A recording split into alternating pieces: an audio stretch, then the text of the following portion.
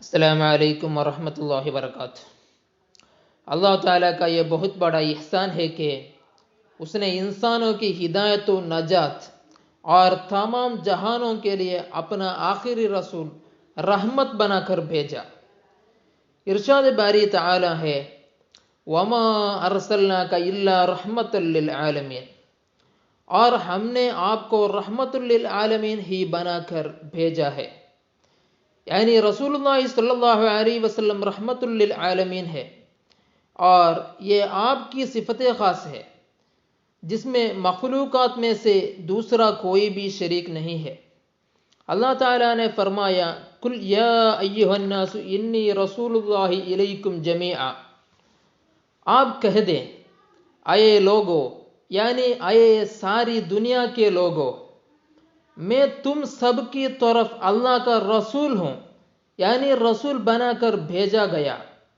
رسول اللہ صلی اللہ علیہ وسلم نے فرمایا وَكَانَ النَّبِيُّ يُبْعَثُ إِلَىٰ قَوْمِهِ خَاصَّةً وَبُعِثْتُ إِلَى النَّاسِ عَامَّةً، اور مجھ سے پہلے نبی خاص اپنی قوم کی طرف بھیجا جاتا تھا، اور مجھے عام انسانوں کے لیے بھیجا گیا ہے، یعنی تمام انسانیت کے لیے رسول بنا کر بھیجا گیا ہے۔ وہ لوگ خوش قسمت ہیں جو اللہ کے بھیجے ہوئے آخری رسول پر ایمان لائے اور دین اسلام قبول کر کے صراط مستقیم پر گامزن ہو گئے۔ ہم کو یہ بہت بڑی خوش قسمتی ہے، کیونکہ اللہ تبارک و تعالیٰ بھیجے ہوئے آخری رسول پر ایمان لانے کے اللہ تعالیٰ نے ہم کو توفیق دیا۔ اس لیے ہم سب ہمارے نبی پر درود پڑھنا چاہیے۔